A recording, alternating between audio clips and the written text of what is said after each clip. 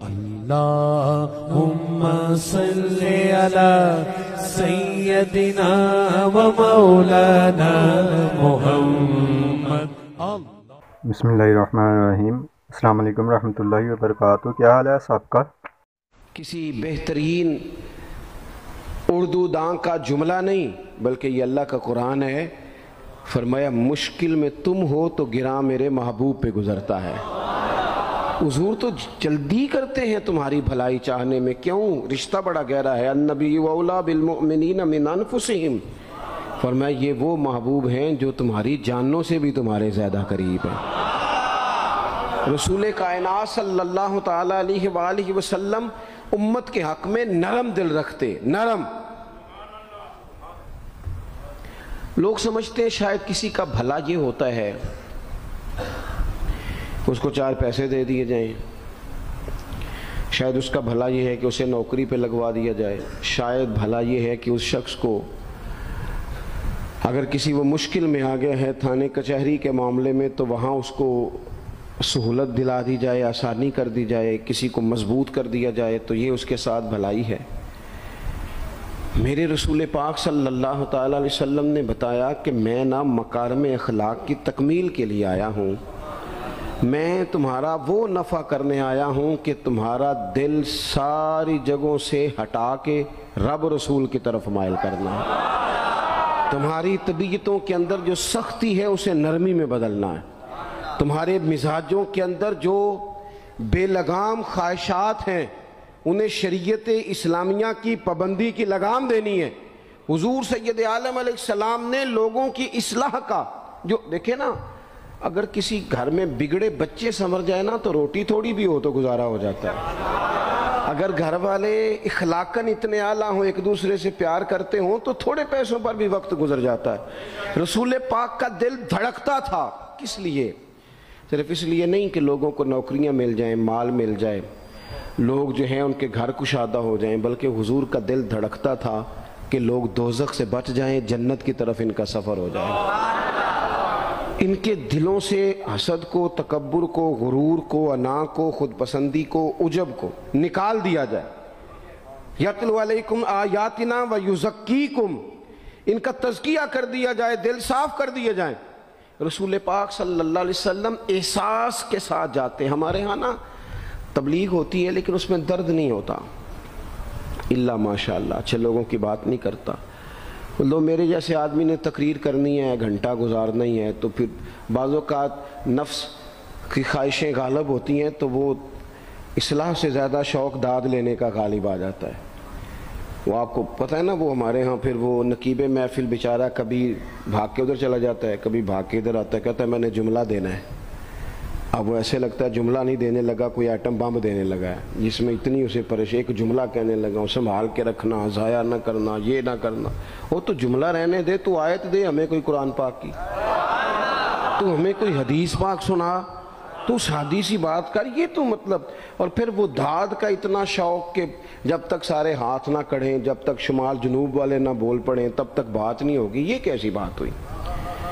اصلاح کے اندر تو آپ کا درد آپ کی زبان سے زیادہ اثر رکھتا ہے. اقبال کہنے لگے کہ بات جو دل سے نکلتی ہے اثر رکھتی ہے, پر تو نہیں, پر طاقت پرواز مگر رکھتی ہے. وہ تو اڑتی ہے, وہ تو اس کی تو پذیرائی ہوتی ہے اگر بات دل سے نکل رہی ہے تو. عزیز بھائی یاد رکھیے گا, حضور سید عالم علیہ السلام درد دل کے ساتھ دعوت دیتے لوگوں. 10 دن حضور نے طائف میں قیام کیا ہے, ایک بندے نے بھی کلمہ نہیں پڑھا, الٹا انہوں نے روڑے مارے, تکلیف دی. حضور واپس آ رہے ہیں, صحابی ساتھ ہیں, باغ میں بیٹھ گئے. اتنی صحت مبارک پر انہوں نے معاذ اللہ تعالیٰ سنگ باری کی کہ خون مبارک بہہ رہا ہے. فوراً عرض گزار ہوئے, یا رسول اللہ صلی اللہ علیہ وسلم آپ دعا کر دیں یہ تباہ ہو جائیں. فرشتہ بھی حاضر ہو گیا, حضور آپ دعا کریں یہ تباہ ہو جائیں.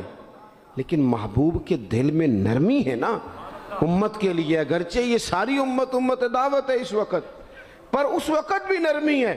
محبوب کریم علیہ السلام نے ہاتھ اٹھائے. صحابی کہتے ہیں میرے دل میں خیال آیا اب یہ تباہ ہو ہی, میری طرف دیکھیں جی, اب یہ تباہ ہو ہی جائیں گے, اب کوئی نہیں بچا سکتا انہیں تباہ ہونے سے.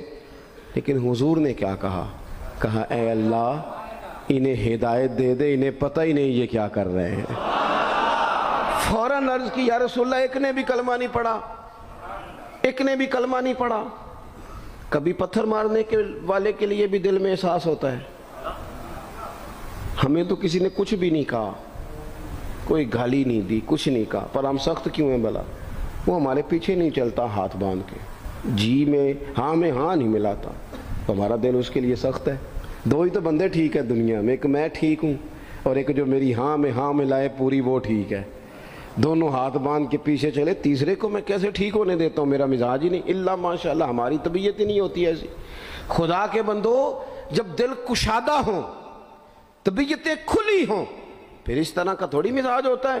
کریم محبوب صلی اللہ علیہ وسلم سے عرض کی حضور ایک نے بھی نہیں کلمہ پڑھا اور پھر بھی آپ کے دل میں اتنی وسعت ہے، آپ ہدایت کی دعا کر رہے ہیں، 10 دن لگائے ایک شخص بھی نہیں آ رہا۔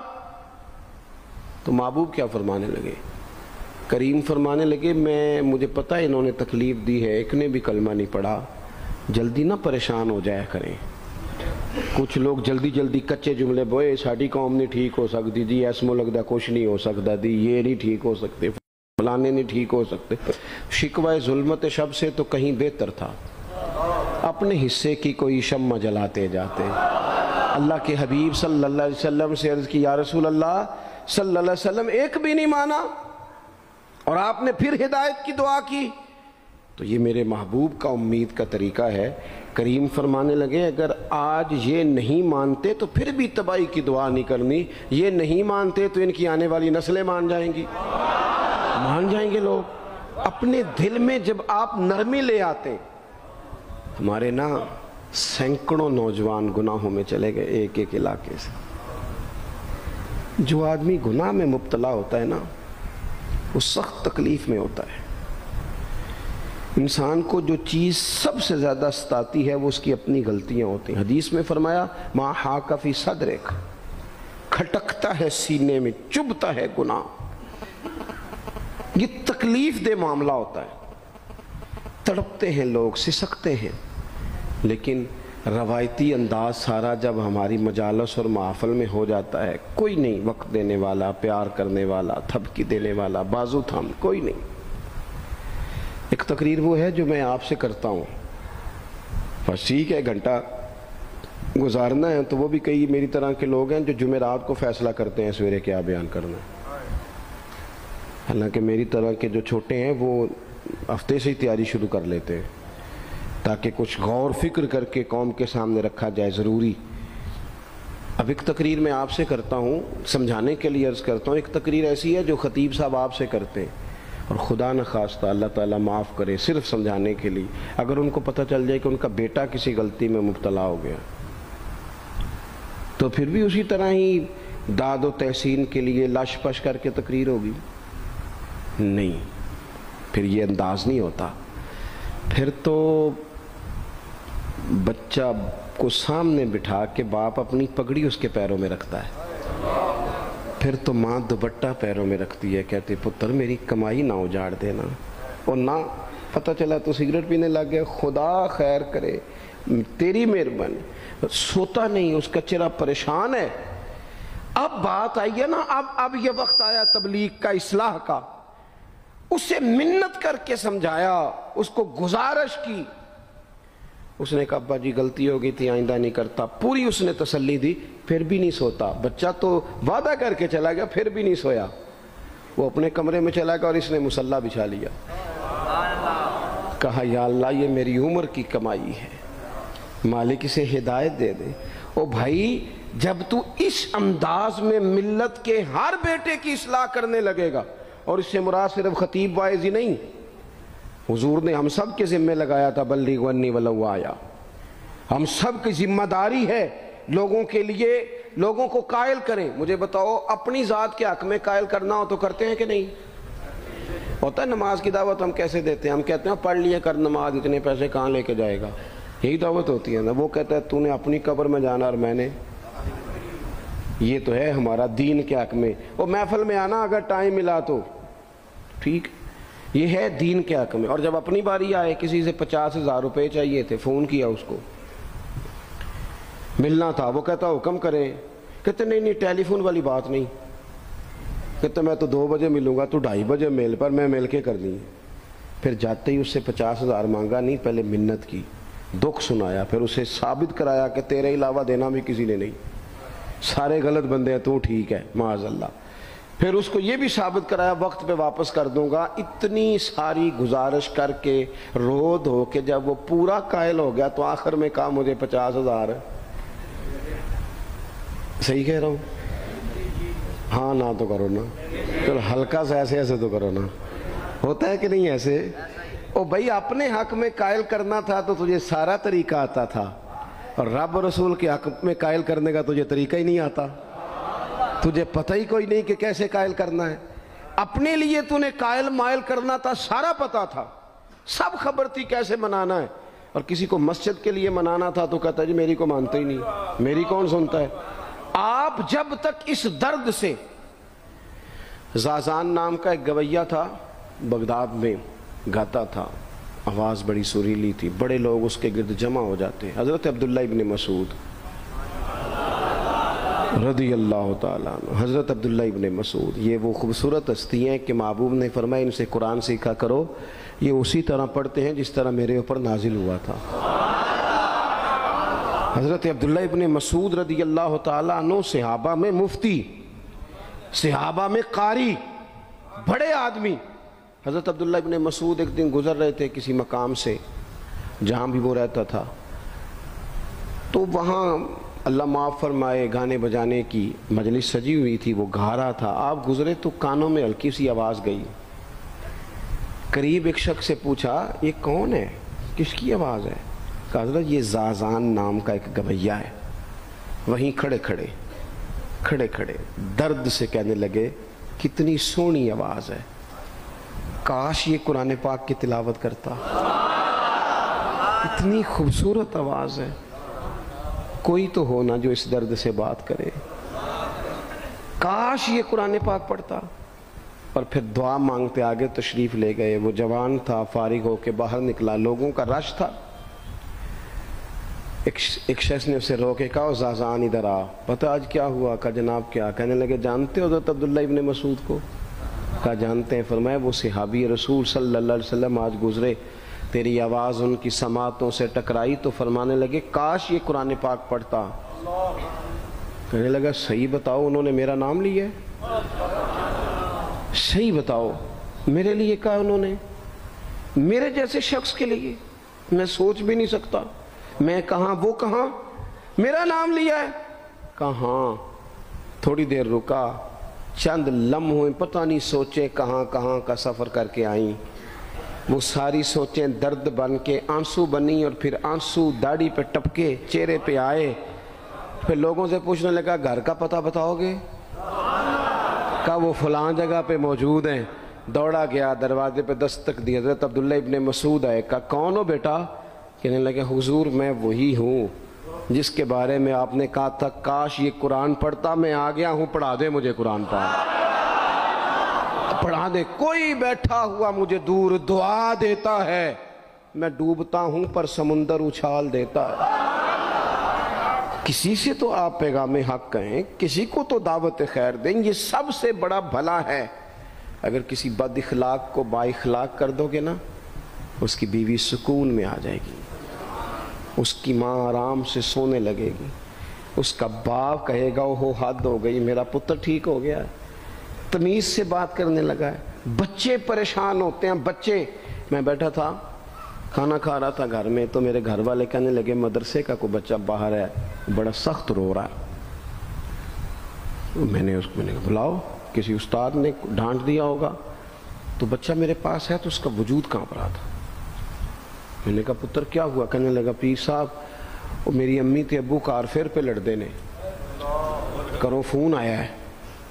تو میں نے کہا بیٹا پریشانی کی کیا بات ہے؟ کہنے لگے بڑی سخت لڑائی ہوتی ہے، میرے والد میری اماں کو مارتے، پھر ہم سارے بہن بھائی نا چارپائیوں کے نیچے چھپتے ہیں، تو وہ دور ہے، اس وقت تو 1.5 گھنٹے کا فاصلہ ہے، دور ہے میرا گھر، پر پتہ نہیں ہمارے گھر کیا ہو جائے گا۔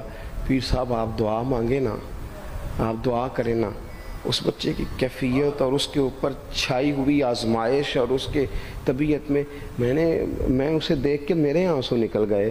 کچھ دنوں کے بعد میں نے اس کے باپ کو بلایا، میں نے کہا خدا کے بندے، تیری انا اور تیری بیوی کی انا اتنی سخت ٹکراتی ہے کہ تیری اولاد پیس کے رہ گئی، کاش تو رسول اللہ کی اس صفت سے آگاہ ہوتا کہ خدا کے بندوں کو معاف کر دو، اللہ تمہیں معاف فرما دے گا۔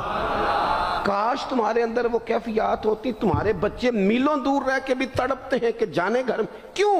اس لیے کہ گنجائش نہیں دلوں میں، کوئی اخلاقی تعلیم نہیں۔ ہم نے اپنے گھروں کو خود اپنے ہاتھوں سے اتنا آزمائش کا گھڑا بنا لیا ہے، لڑائیاں، جھگڑے، مصیبتیں، کیوں؟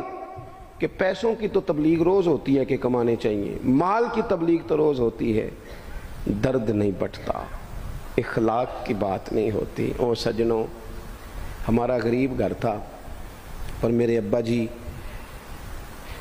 جب گندم کا سیزن ختم ہوتا گھر میں لے کے آتے تو ہمارے گھر کے سین میں کھڑے ہو کے فرماتے، لو پتر کسے دا گھر وال نہیں تکنا، میں دانے پاتے نے پھڑو لیتے تھے تو اڈی ماں نے اچار پا دیتا ہے، اب پرواہ نہیں۔ اس سادگی کے ساتھ، اس آسانی کے ساتھ گزارا ہوتا تھا۔ میں نے ایک دفعہ کہا، میں نے کہا ابا جی لوگ بڑا بڑا پیغام دیتے ہیں، پیسے کماؤ پیسے، آپ نہیں دیتے پیغام، چلیں یہ بتا دیں کوئی شے پسند نہیں کھانے میں؟ کہنے لگے بیٹا بھوک لگی ہو تو ہر شے پسند ہو، نہ لگی ہو تو نخرا ہی نخرا، اگر طلب ہوگی تو یہ بھی تمہیں نفع دے گا، لیکن اپنے گھر میں سکون رکھنا، اطمینان رکھنا، اس ٹینشن سے اپنے ایک دوسرے کو اخلاق کا سبق پڑھائیں، دلوں کی نرمی کا درس دیں، تھوڑی سی کوشش کریں جس سے ہمارے گھر بچ جائیں، اور اگر کوئی بندہ گناہگار نظر آئے تو اس پر تنقید نہ کریں، تنقید نہ کریں، مجھے صحیح بتانا، دل پہ ہاتھ رکھ کے۔ خدا نہ خواستہ کسی کا بچہ بچی معاذ اللہ، اللہ بچائے سب کو، بگڑ جائے تو کیا وہ چوک میں کھڑے ہو کے چسکے لے لے کے بتائے گا کہ بچہ میرا بگڑ گیا؟ بولو سارے، بولو جلدی سے۔ تو پھر پڑوسیوں کا بچہ بگڑا ہے تو پھر چسکے کیوں لیے؟ گلی میں کسی کی بیٹی سے معاذ اللہ خدا نہ خواستہ کوئی ایسی غلطی ہو گئی تو جگہ جگہ باتیں کی، تیاں سانجیاں نہیں ہوندیاں؟ اپنے بچے کے بارے میں جب تو کہتا ہے چھپ جائے بات، دیکھنا۔ حضرت سیدنا جنید بغدادی کہتے ہیں میرے ماموں تھے حضرت سری سختی، میں اپنے ماموں سے ہی بیعت تھا، انہی کی خدمت میں رہتا تھا۔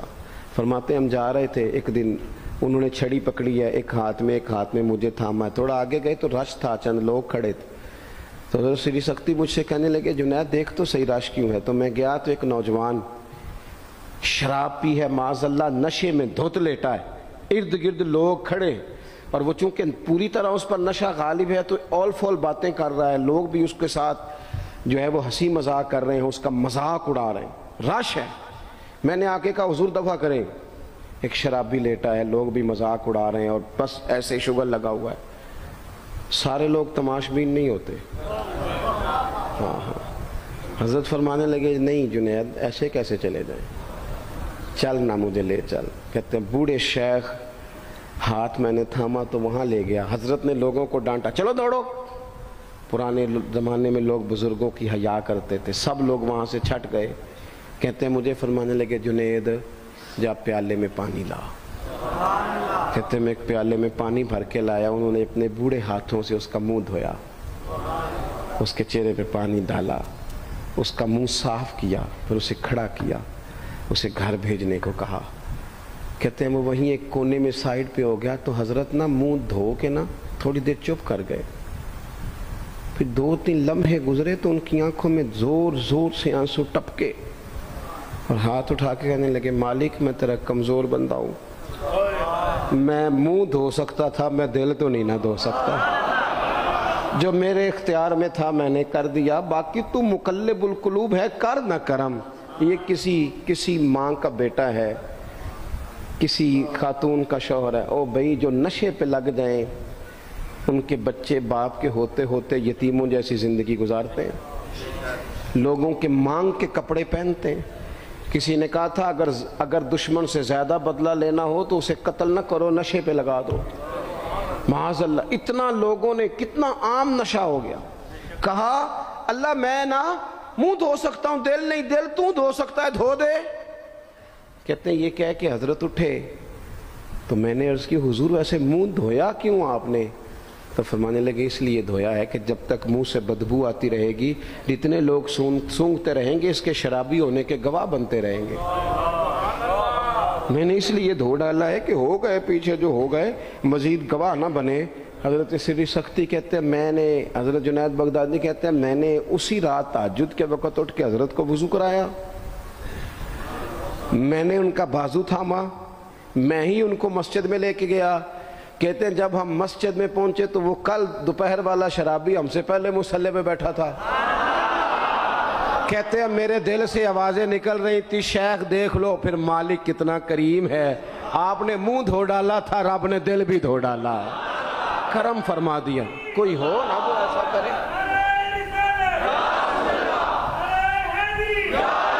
آؤ نا سنگیوں ملیں، ایک دوسرے کا منہ تو دھونا شروع کریں نا. آؤ نا ایک دوسرے کو یہاں تک وضو کا پانی تو فراہم کریں نا، کچھ تو خیر تقسیم کرے.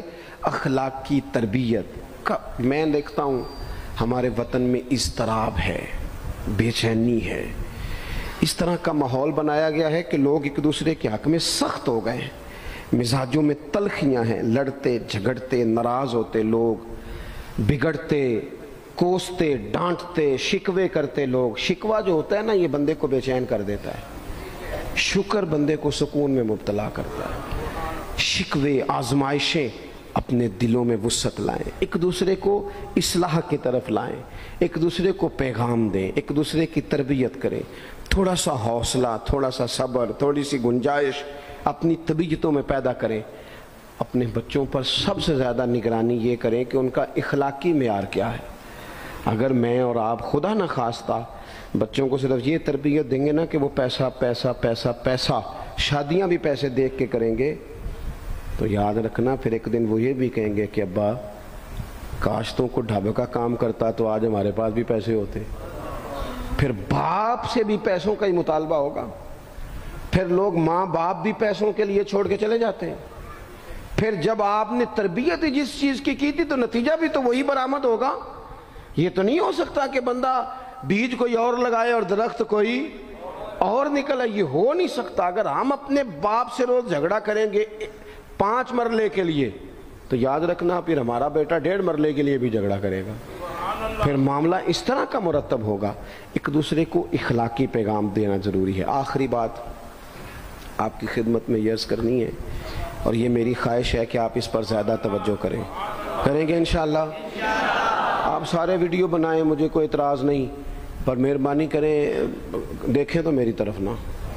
جب آپ لائیو چلاتے ہیں تو پھر اسی کو دیکھتے ہیں، وہ پھر کہتا ہے کہ یہ کمنٹس آ گیا تو دوسرا آ گیا. اللہ کرے میری بات آپ کے دل میں اتر جائے. آپ تھوڑی سی توجہ کریں، میں کیا عرض کرنا چاہتا ہوں، غور کریں میرے بھائی.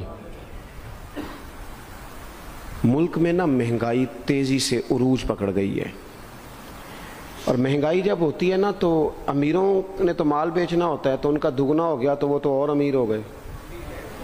تو غریبوں کے لیے مشکلات بڑھ گئی ہیں.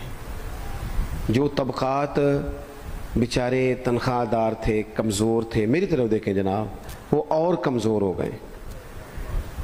ہمیں زیادہ تو نہیں لیکن اتنا ضرور کرنا چاہیے. یہ قرآن پاک دے دیں جی، جی مجھے دے دیں، لے لیا تشریف رکھیں آپ. عزیز بھائی تھوڑا سا نا، زیادہ نہیں، 3 لوگ مل کے ایک غریب آدمی کا خیال تو رکھ ہی سکتے ہیں نا. لیکن غریبوں سے بھی عرض کروں گا، سہارا بندوں کو نہیں بنایا کرتے، سہارا رب رسول کو بنایا کرتے.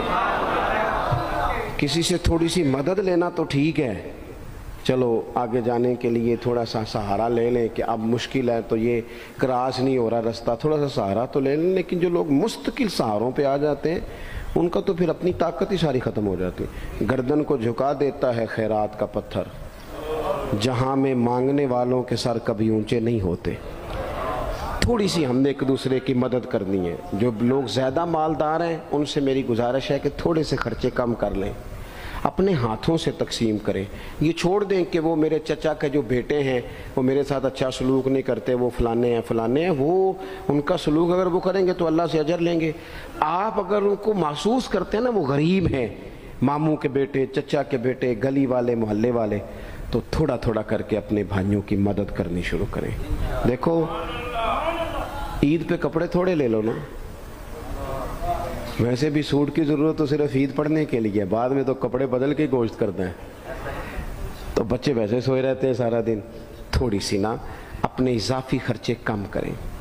غربا کی تھوڑی، یہ عید گزری تھی نا چھوٹی تو شادیاں شروع ہو گئی تھیں، میرے پاس لوگ بہت زیادہ آتے ہیں، چونکہ نیک آدمی سمجھ کے، اچھا گمان کر کے لوگ دعاؤں کے لیے کہتے ہیں، تو ان کے دکھ سن کے نا تو کئی دفعہ سوچتے ہیں کہ یار یہ جو امیروں نے اتنے مہنگے مہنگے ہوٹلوں میں روٹیاں کھائیں، اتنی مہنگی مہنگی گاڑیاں پجارو، یہ اللہ کے حضور جواب بھی تو دینا ہے نا۔ ہم نے ایک دوسرے کا خیال چھوڑ گئے، دو چار باتیں سوچ کے نا، وہ جی اس کے گھر میں 3 لوگ ہیں، کام کیوں نہیں کرتے؟ وہ خدا کے بندے کرتے ہیں کام، لیکن محنت سے نہیں ملتا، خدا کے فضل سے ملتا ہے۔ تیرے اوپر فضل ہے، تجھے اب باتیں آتی ہیں، لیکن کئی دفعہ سارے بھی کریں تو رزق جب ہی آتا ہے جب رب چاہتا ہے۔ ایک تو وہ لوگ ہیں جو ہاتھ پھیلا کے مانگ لیتے ہیں، ایک سفید پوش ہوتے ہیں، لا یسألون الناس الحافا، جو لپٹ لپٹ کے سوال نہیں کر سکتے، ان کو دیکھیں، بالخصوص اپنے بہن بھائیوں میں، قریبی رشتہ داروں میں، پڑوسیوں میں تھوڑی تھوڑی لوگوں کی مدد کریں، اور اپنے خرچے بتدریج کم کریں۔ خواہش تو بچوں کی طرح ہوتی ہے، ایک خواہش پوری کریں تو دوسری پیدا ہو جاتی ہے، دوسری پیدا کریں تو 4 خواہشیں اور کھڑی ہیں۔ یہ نفس تو بچے کی طرح ہے، اپنی خواہشات تھوڑی کم کر کے۔ یہ حکومتوں سے آپ امید نہ رکھیں، ہمارے ملک میں جتنی سیاسی جماعتیں حکومتیں کر چکی ہیں یا کر رہی ہیں، ان سے کوئی توقع نہیں۔ یہ بیچارے تو اپنے جھگڑوں سے ہی باہر نہیں آتے، انہیں کیا خبر کہ غریب کہاں بستا ہے۔ جب تک بندہ وہاں سے ہو کے نہیں نا گزرتا جو اصل جگہ ہے، تمہیں یہ جو تم اے سی والے کمروں میں بیٹھ کے اور جناب نیسلے کی بوتلیں رکھ کے پریس کانفرنس کرتے ہو، تمہیں کیا پتا ہو، تمہیں کیا خبر ہو کہ بچوں کی فیس دینی ہو تو بوڑھے ماں باپ پہ کیا گزرتی ہے؟ تمہیں کیا خبر ہو کہ عید آ گئی ہے تو بوڑھے کس طرح مشورے کر رہے ہیں کہ اگر عید کر کپڑے نہ کر لیتے ساس گلا کرے گی؟ تمہیں کیا خبر ہو کہ کچھ غریب ایسے بھی ہیں جو بیچارے رات کو مشورہ کرتے ہیں کہ صبح ناشتے میں گھی کہاں سے لانا ہے، بچوں کے پراٹھوں کے لیے تو گھی بھی نہیں ہے، گندم امیر شہر کی ہوتی رہی خراب، اور بچی کسی فقیر کی فاقے سے مر گئی۔ خدا را مہربانی کریں، گنجائش پیدا کریں۔ بندہ کبھی بھی جیب کا سخی نہیں ہوتا، بخاری شریف میں پورا باب ہے کہ بندہ غنی دل کا ہوتا ہے۔ اپنے دل کا غنا اپنے اندر لائیں، جب آپ کا دل سخی ہو جائے گا ساری چیزیں ٹھیک ہو جائیں گی۔ اللہ تعالیٰ مجھے اور آپ کو توفیق عمل عطا فرمائے۔